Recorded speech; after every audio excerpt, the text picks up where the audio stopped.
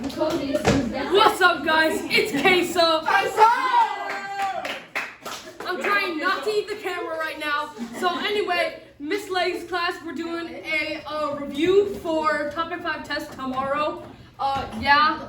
So yeah, go Mrs. Leg. Okay, thanks. Okay, real quick, I'm gonna let you go to the bathroom in just a second. But real quick, I was just doing was this number 9? We were just doing number 9, and a real quick recap, because I forgot to record this part, stop talking, is that when it asks for what the population will be in 6 years, we use a positive 6 for our exponent, our input is positive 6. When it asks for 6 years ago, we have to go back in time, that's going backwards, negative 6. Would be backwards 6 years is negative 6 would be our input. We simply put it into the EOC calculator exactly like that, and we round to the nearest whole number, and we get our answer. That was just a recap of what we just did. Now, Grayson, before you go to the bathroom, tell me how to solve this problem. Okay. Get me started. So what I did was, I saw the 48, I'm like, okay, so I divided it by 4, or not 4. Yeah, 4. I divided it by 4, and I got, What did you get as your answer? 324. What? 324. Oh, I just realized, guys, I never read you guys the correct answers. So you don't know which ones you got wrong. Oh yeah. That one's wrong, Grayson. You're gonna have to stay for this question, okay? Wonderful. Real quick, let me just read the answers, okay? Number 1 is D. Yes, 2 is 5. 3, B. 4, 72. 5, 4/5. Number 6, D. Oh, I'm sorry. There's a couple of parts, so I'll just read them in order. D, A, C, B. I'll read that again. D, A, C, B. Number 7, D, A. Number 8, A, B. Number 9, C. Number 10, C. Number 11, D. Number 12, C. Number 13, 1,402,000. Wait, does this go in that little tiny box? If you want to write it underneath, that's fine too.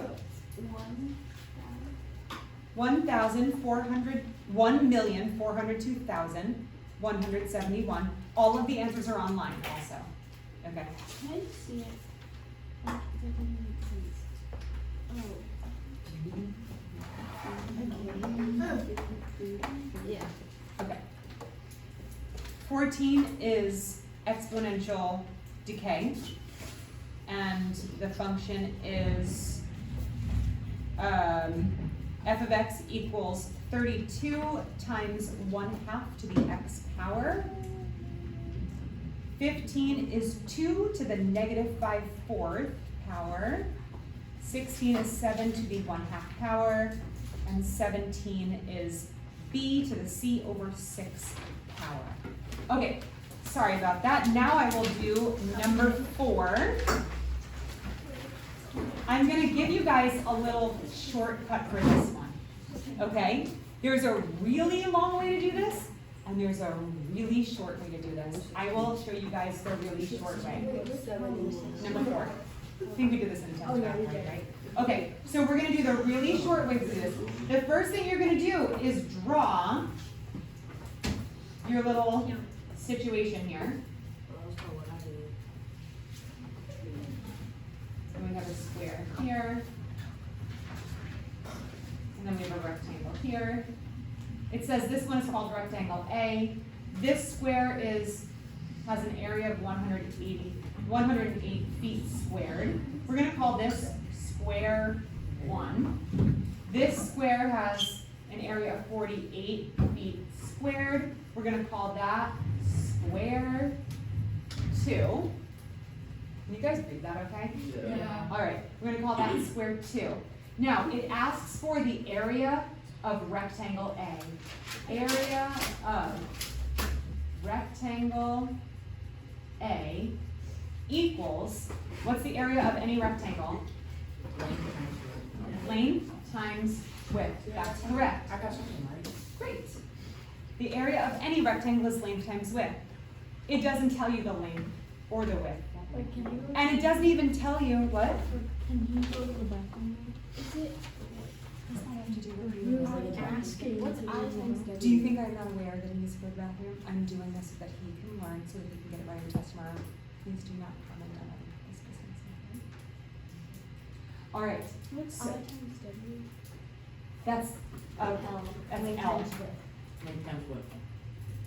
Length times width. Yeah. That's a cursive L. Usually you see length and width abbreviated with cursive. It just looks like a cursive I. Is that better? Yeah. I don't. I mean, okay. Sorry. It's an L. Okay. Length times width. Okay. So it doesn't give you the length and the width. It doesn't even give you the side lengths of the squares, which would be really helpful since they match up with the length and the width. Bo, what are you writing? Yep, it is. Get back to the review, okay? All right, so it doesn't tell you the side length of the square, and that would be really helpful because we can see that the side length of this square is the same thing as the length of this rectangle. The length is the same thing as the side of square 1, and the width is the same as the side of square 2. You see this side right here? Square one. What? Square one. Oh, sorry. I know, I love Bristol pens, although I didn't make the ever that. Okay. So length times width, we can also call that the side of square 1 times the side of square 2, right? But we still don't have the side of square 1 or the side of square 2, but we're getting closer to those numbers because at least we know the area of square 1.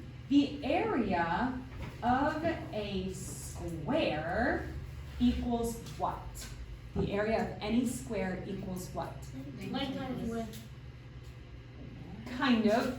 That'll work for a square, but we have a very special. No, that's the volume of a rectangular prism. The width. Yes. Length squared. Okay, length squared. We would write it as side squared. The length, the side. Okay. For a square, since all the sides are equal, we just call it a side, and we square it. But length times width is correct.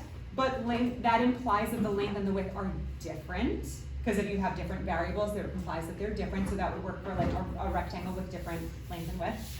A square is very specific because the side is multiplied times itself because all the sides are the same. So if you know one side of your square, you know all sides of your square. And to find the area, you would just multiply the side times itself. Another way to say it is the area of a square equals the side squared. That's how they got that name. Isn't that funny? The side squared. Now, if they give you the area, now don't write this down, this is just pretend. Let's say they said the area was 100 feet squared. What's the side length? 100.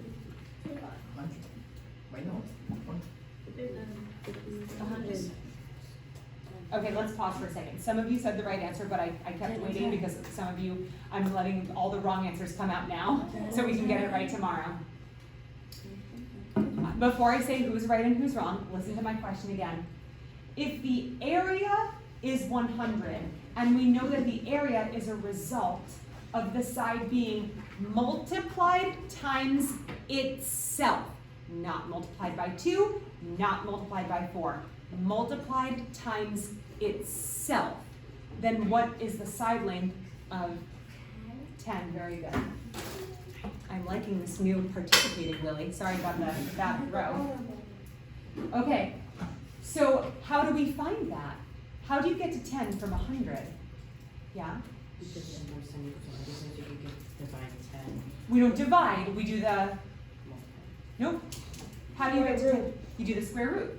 So the square root of 100 will give us the side length, and the square root of 100 equals 10. So the side length, oh, I should write it like this. So the square root of 100 is 10, so that's our side length. Now, you want to see something annoying? 108 is not a perfect square. What? But, so don't worry about this part, that was just to get us on the right track so we can see what you actually have to do to the area. So, somebody answer me this. What do you actually have to do to the area to get a side lane? Jack? So like you take it and then you find out what makes it. Well, pause that for a second. I meant the general, in one step. Tell me, in one step. Like Even if you, I'm not asking for the 108, I'm asking for any area trying of to a think square. of how to say it. Okay, I don't remember. okay, Faith? Yep, you square root it. Oh, You get yeah. the square root of the area of the square, And then I know. and then, so to get the area of rectangle A, we need the square root of the area of this square, and the square root of the area of the other square. So to get the area of rectangle A, we need the square root of 108 times the square root of 48. Now, if you were following my guided notes and you took notes like Jack, you did a really, really good job of breaking this down, but do you want to know a shortcut?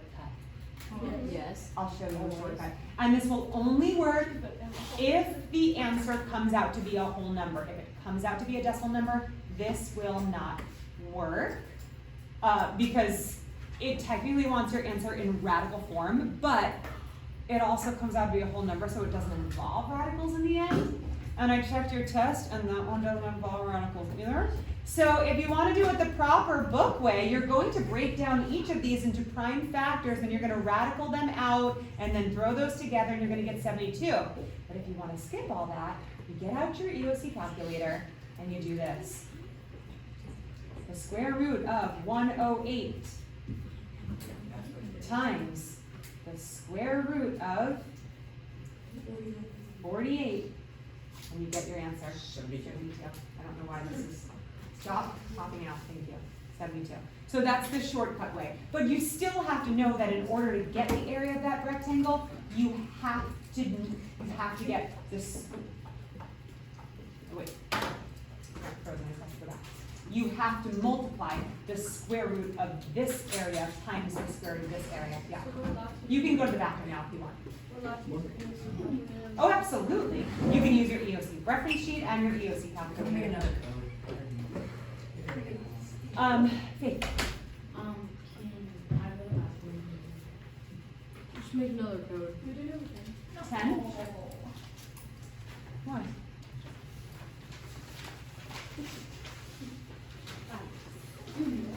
Okay.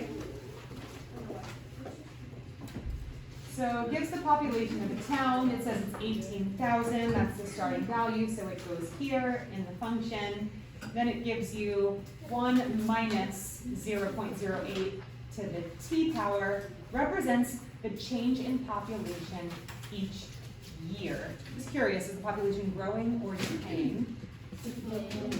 Decaying, because the rate is being subtracted. By what percent does the population decrease each year? This is the decrease, okay? Or I should say this is the decrease. The decrease is implied with the negative. So this is the decrease. Did you, by any chance, get A as your answer? What did you get? C is correct. But you were just not sure how to do it. Okay. Okay, so when you look for your rate, because it's like, if you're looking for the decrease, you have to find the rate. So your rate is written as 0.08. It's written as a decimal here because when we calculate it, we need it to be written as a decimal. But if you're looking for the percentage, you have to turn it back into a percent. So instead of moving the decimal to the left, like we would to turn it into the decimal, we would move the decimal to the right 2 times to turn it back into a percent. So if you want to write a little note to yourself on number 10, just move the decimal to the right twice. That can be a good thing for you to study. Yeah? What's the difference between 8 and 0.08?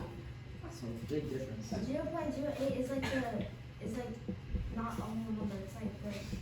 Yeah. 0.08 is 8 hundredths. So 8 hundredths percent is actually 8 10 thousandths. Yeah, it's not like a million. Like 0. Yeah. So here, so 0.08% equals, and 0.8 or 8%.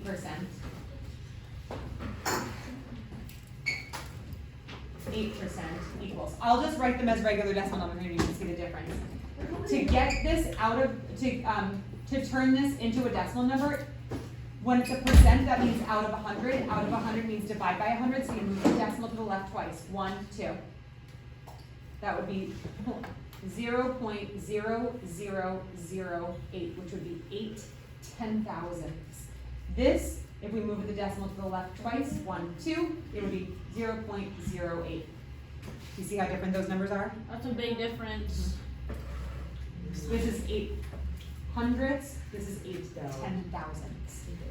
Meaning this, the chocolate bar is broken up into 100 pieces and you have 8 of them. This, the chocolate bar is broken up into 10,000 pieces and you have 8 of them. Why are we, I'm trying to explain something. You're laughing and talking over me as if what I'm explaining is not important. It's very insulting. Next question? Yes. 13, sure. Sorry, Miss Lake. I heard chocolate bar and I just immediately shut up. When your mouth started falling. Yeah. Okay.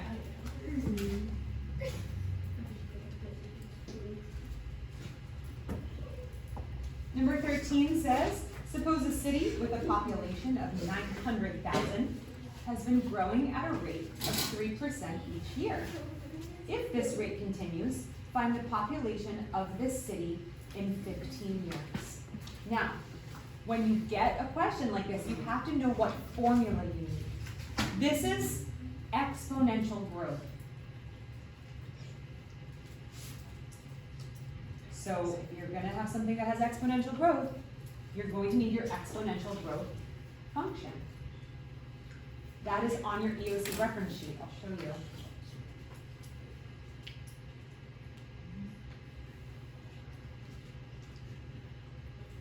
It's right. Isn't it right there? True. Oh, yeah, it is. Forms of exponential functions. So right here, we have the two forms. We have just the basic one, which is starting value times constant ratio to the x power. And that is your compound interest, which is down here. This is not a compound interest problem. This is just a simple exponential growth problem.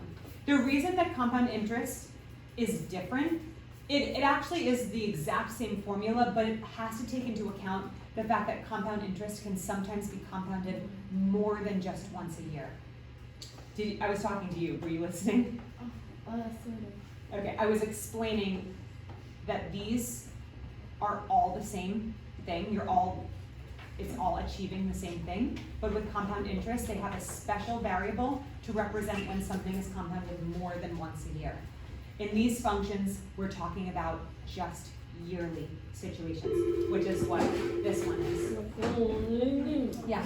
Are we able, like, is it possible for us to use these on? Absolutely. You can just open it up from Canvas. Yeah.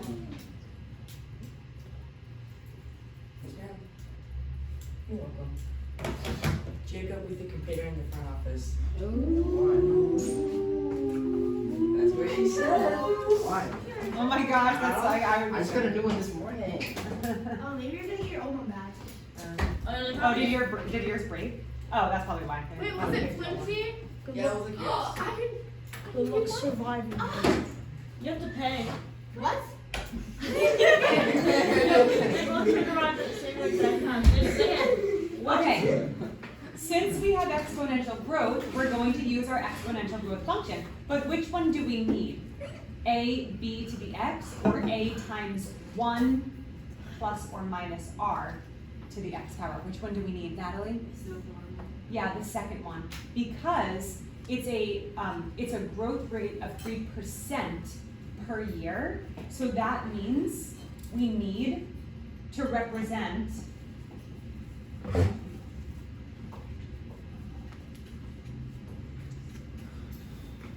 we need to represent the growth rate plus the initial value. So we're going to fill in our initial amount, which is what? 900,000. Yep, 900,000. Then we have our 1 plus our growth rate, which is 0.03. It's being raised to the what power? 15, very good. So 15 is what it gives you. It says find it in what the population will be in 15 years. So that's our input. So technically, this is the very fancy way of doing it. We write the function of 15 is this. When you type it into your EOC calculator, you simply type this in exactly like that, and it will give you your answer. And it says round to the nearest whole number. Yeah. How do we know if we put it in like decimal form? Or do we just always have to do that? It will. What part in decimal form? The final answer? Yeah, like no, like the 0.03. Always. Every single time you are calculating with percent, percents cannot be calculated. A percent sign is like a label.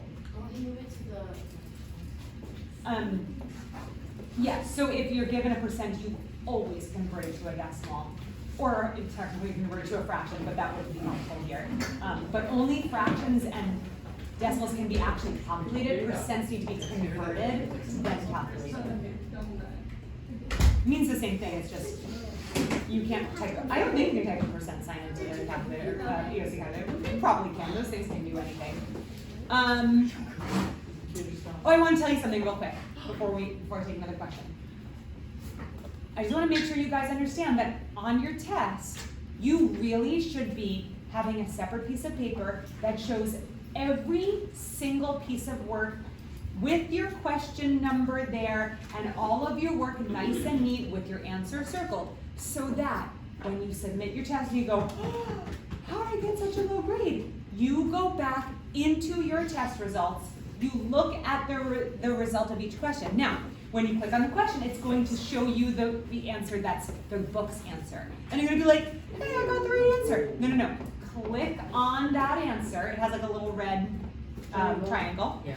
That's the book's answer. Click on it, and it's going to give you a pop-up window that says, here's the correct answer, here's your answer.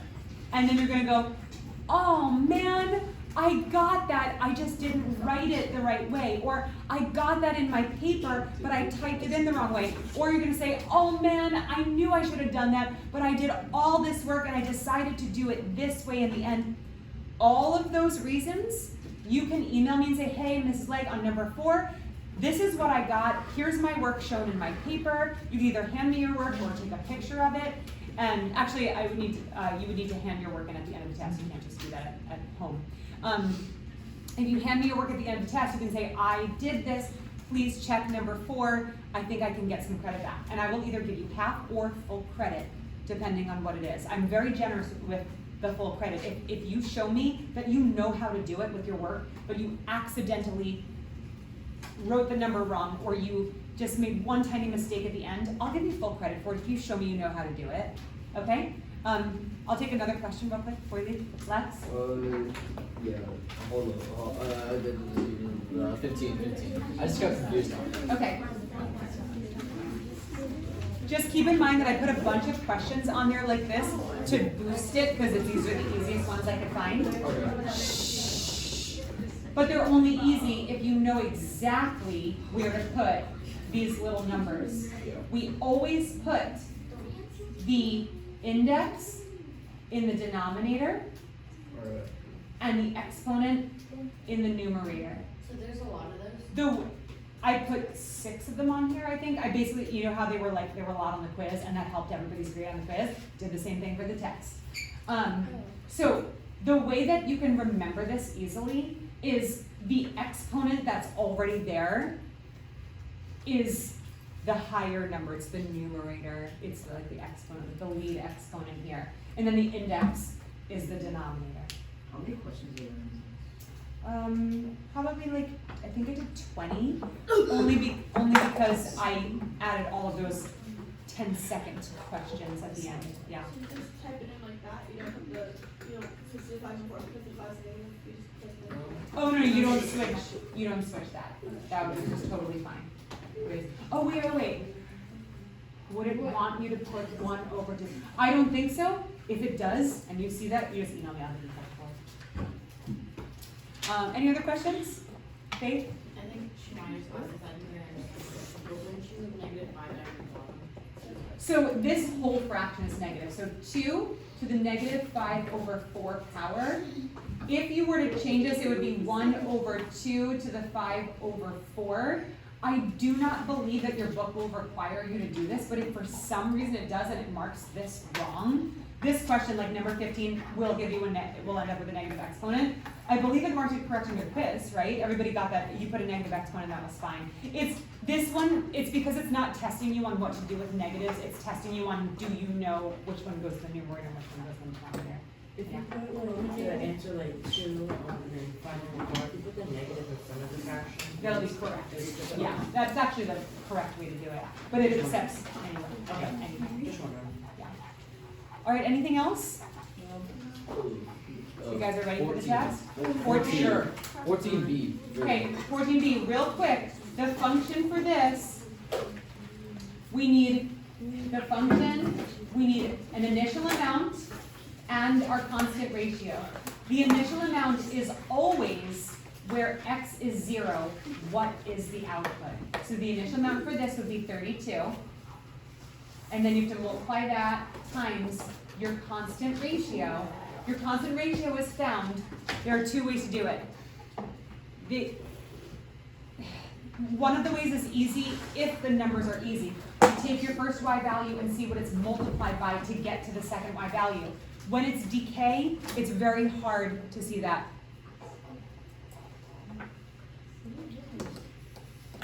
Hi, we're still reviewing.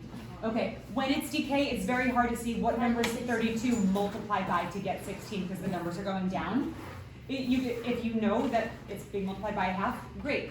If you don't, that's fine. Take the second number, divide it by the first number. You can do that with any of these. You can divide 2 by 4. 2 divided by 4 is 1/2. If you write 0.5, that's okay too. 4 divided by 8 is also 1/2. If you write 0.5, that's fine. So your constant ratio, also called a common ratio, is 1/2. If it's decaying, your constant ratio will be a fraction. If it's growing, your constant ratio will be a whole number, or at least a mixed number. Is that it? That's it.